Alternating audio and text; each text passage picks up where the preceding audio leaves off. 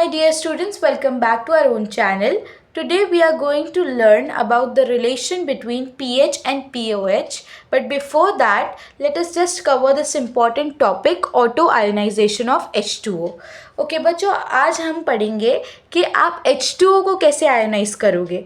तो आपको क्या करना है, H2O का आज आपको डिसोसिएशन बताना है. तो यहाँ पर मैंने H2O के 2 मॉलिक्यूल्स ले लिए हैं. यहाँ पर डिसोसिएट होकर मेरे आयन्स बनते हैं.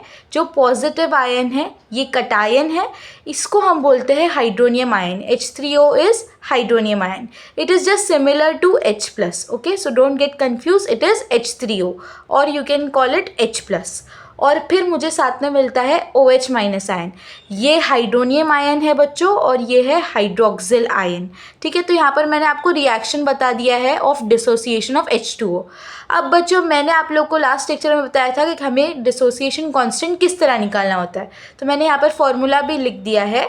Dissociation constant is the concentration of product divided by the concentration of reactant. बच्चों, यहाँ पर मुझे 2 प्रोडक्ट मिले हैं तो मैं यहाँ पर इसकी जगह पर लिख देती हूँ. यहाँ पर मुझे प्रोडक्ट में मिला है H3O प्लस, तो उसका कंसंट्रेशन, एंड OH माइनस, तो इसका कंसंट्रेशन.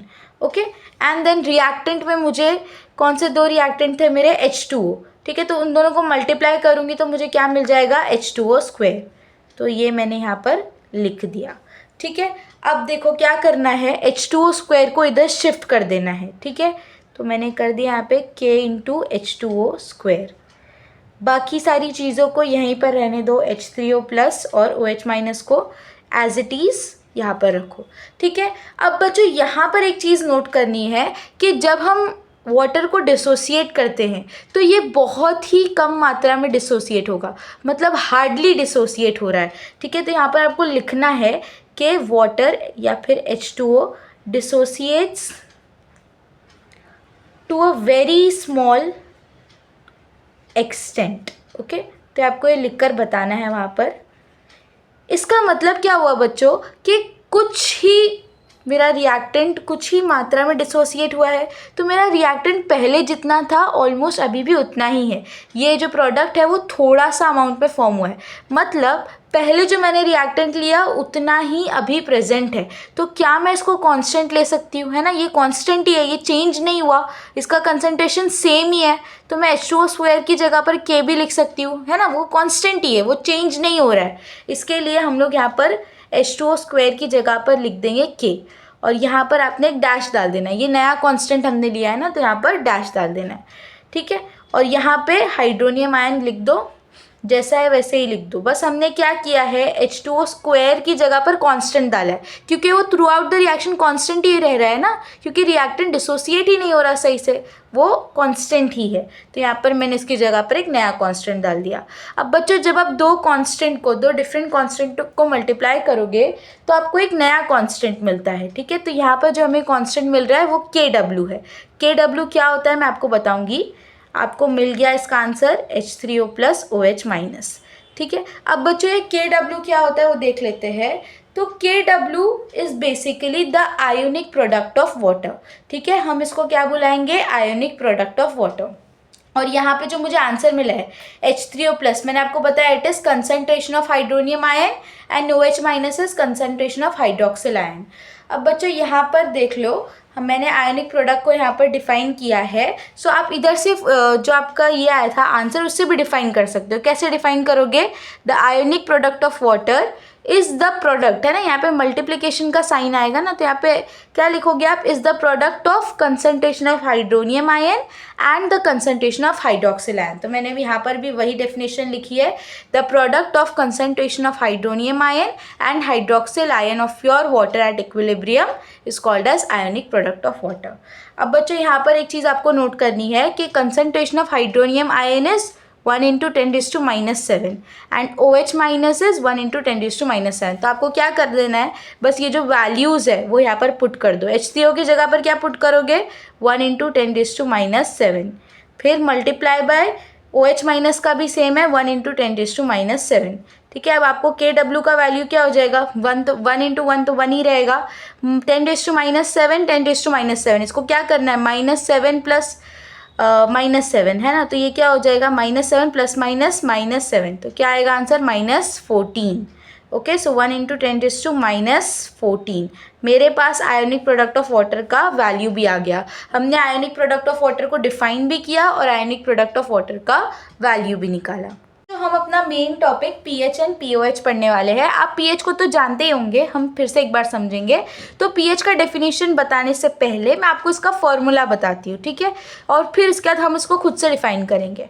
तो पीएच का बच्चों फॉर्मूला होता है pH is equal to -log, ठीक है, -log to the base 10 concentration of H plus ion, ठीक है। पीएच आप कैसे पता करते हो, जो बेसिकली आप किसी भी चीज़ का सोल्यूशन का पीएच निकाल रहे हो तो उसमें कितने H प्लस आयन प्रेजेंट है, कितना कंसंट्रेशन है उसका, उससे आपको पीएच पता चलेगा। तो फॉर्मूला याद रखना, it is -log to the base 10 H plus ion. अब इसी के बेसिस पे हमने डिफाइन करना है, तो आप कैसे डिफाइन करोगे, pH is defined as the negative logarithm to the base 10 of concentration of H plus ion, है ना, ऐसे ही डिफाइन किया मैंने। Again pH is defined as the negative logarithm to the base 10 of concentration of H plus ion.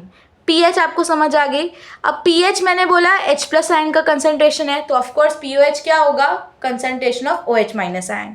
यहाँ पर आप same to same formula है, बस क्या कर देना है बच्चों, ये P को कंसिडर मत कीजिए, तो आपको यहाँ पे क्या करना है, H प्लस को रिप्लेस कर देना है विथ OH माइनस आयन। तो कैसे डिफाइन करोगे, pOH is defined as the negative logarithm to the base 10 of concentration of OH minus ion।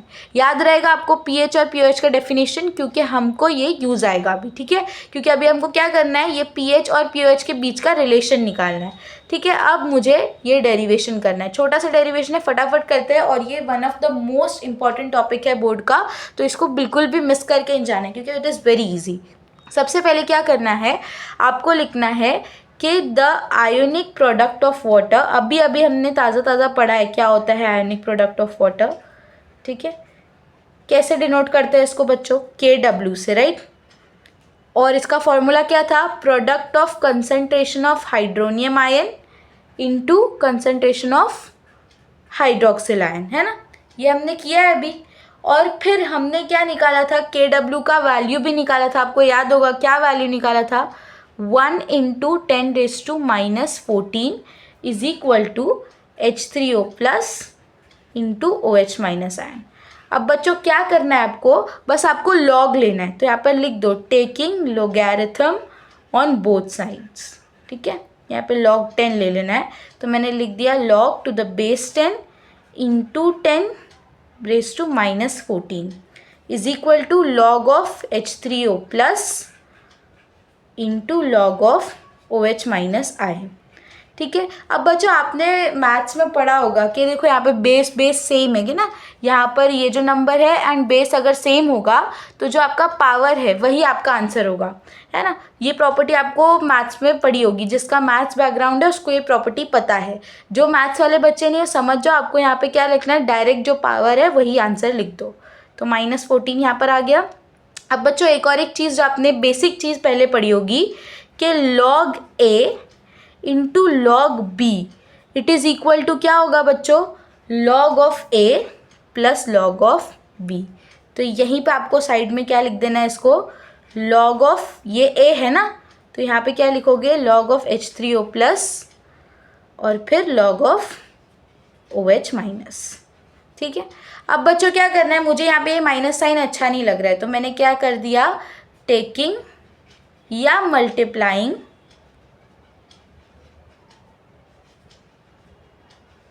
-1 on both sides, ठीक है। तो आपको क्या करना है, -1 से मल्टीप्लाई कर दोगे तो माइनस माइनस क्या हो जाएगा, 14, है ना, प्लस हो जाएगा, ठीक है। और यहाँ पे माइनस साइन आ जाएगा, -log H3O plus -log OH minus, है ना, साइंस चेंज हो रही है।